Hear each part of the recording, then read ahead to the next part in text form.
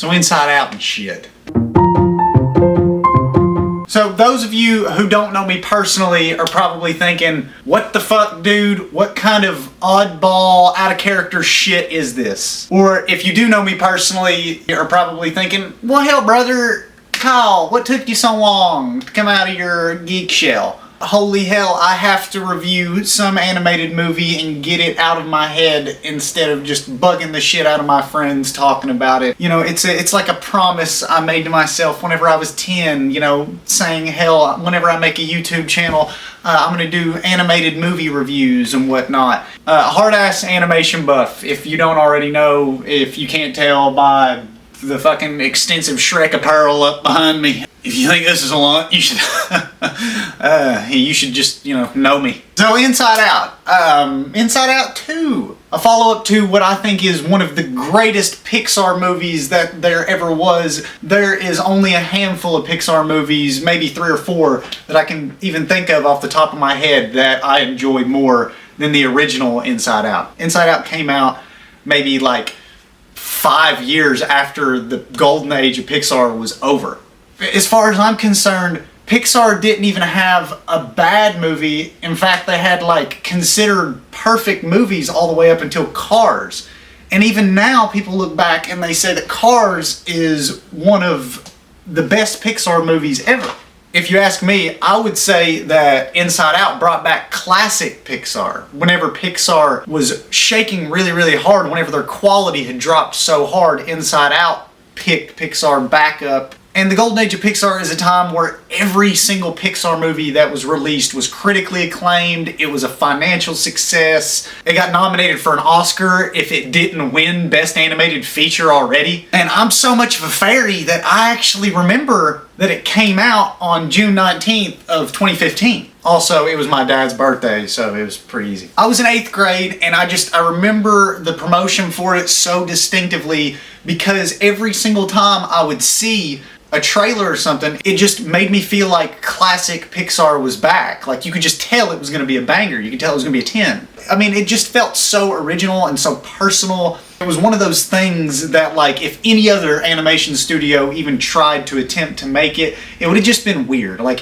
if DreamWorks, even though I love them dearly, if they would have tried to make a movie of emotions being personified, it would have felt out of character, kinda, right? Pixar personifies inanimate things and takes ideas that we all had as kids and brings them to life. While DreamWorks is very satirical and they smash every trope and everything you thought was right, they make you rethink it.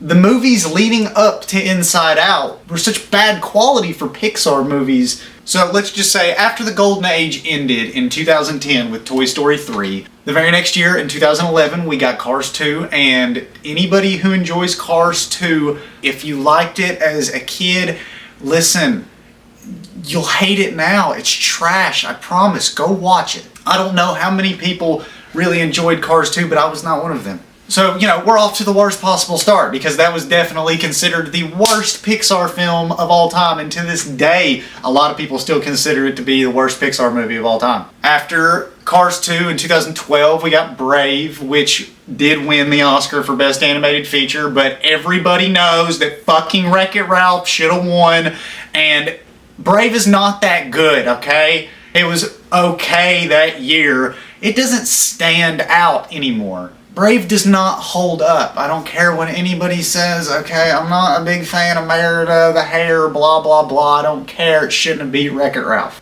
Okay, the next year in 2013, we got Monsters University, and I did love this movie whenever it came out. I remember going to theaters and seeing it in 3D. It was really, really good.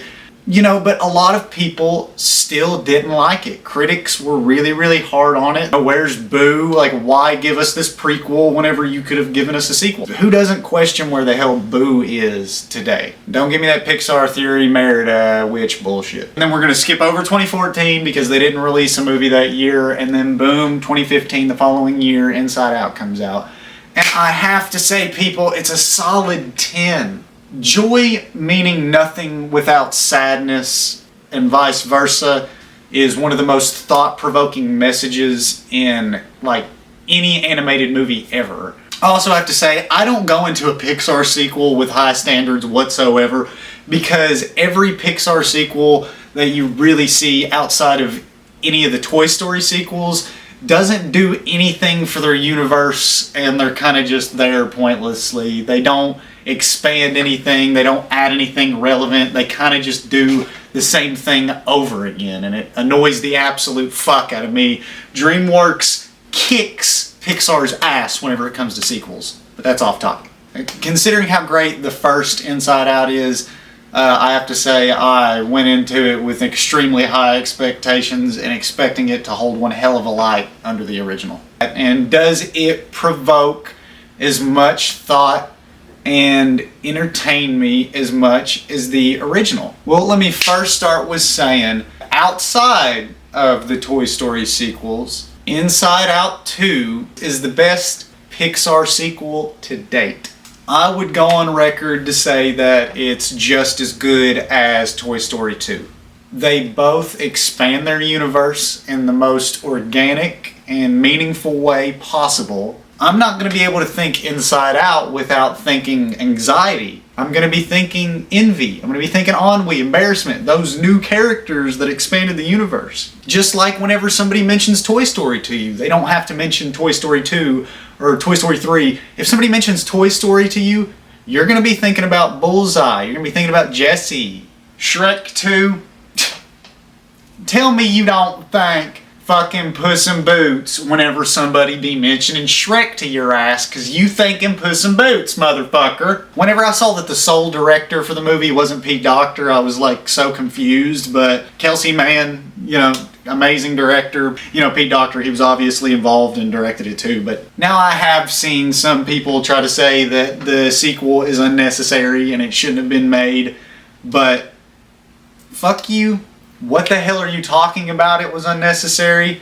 Kids get to learn with Riley. I get to fucking learn with Riley as she grows up.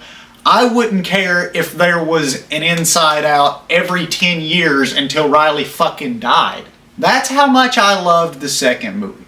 Inside Out 2 is not a victim of a repeat sequel. All of the best sequels don't really feel like sequels. Some people would bitch a little bit that, it was the emotions having to get back to headquarters again.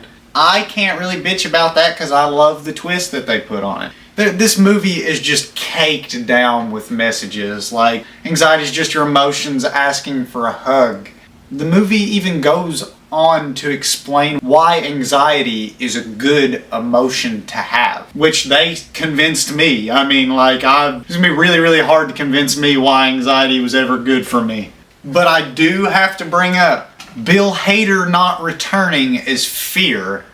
Kinda noticeable, man. You can totally tell that that's Forky from Toy Story 4. If you're a geek like me. I feel like they should have used him more, but they were a little bit afraid of pushing Forky's ability as Fear, but blended pretty damn well. And Mindy Kaling not returning as Disgust was not detrimental to this movie at all. I think that Disgust was even better in Inside Out 2 and played a bigger part in the story than what she did in the original. Like I said, they could have done a little bit more with Fear, but he was a great character still nonetheless. The new concepts that they added within Riley's mind were so organic you feel like they were already in the original, and then you go back and you're like, wait, those weren't even here before. There's a side character that is introduced towards the beginning of the movie that doesn't return until the end, and it'll crack you the hell up. I would say that this is the best Pixar movie since Coco, and that was 2017. Lightyear, trash. Turning Red, not good. The past few Pixar movies I've just been so disappointed by. Pixar is still Pixar, people, and this movie just proves it. Overall, I would have to say Inside Out 2, if we were going to give it some kind of Rotten Tomatoes percentage kind of deal, I would go as far as giving it a 96%. But like I said, Fear was just a little underused, and so were her parents, but at the same time, I loved it nonetheless. Inside Out 2 is the best Pixar sequel outside of Toy Story 3 and Toy Story 2. I would say that it's better than Toy Story 4, it's better than The Incredibles 2, it's better than Finding Dory, it's better than Lightyear if you want to call that a stupid fucking sequel. Better than any of the Cars sequels. Pixar is still alive.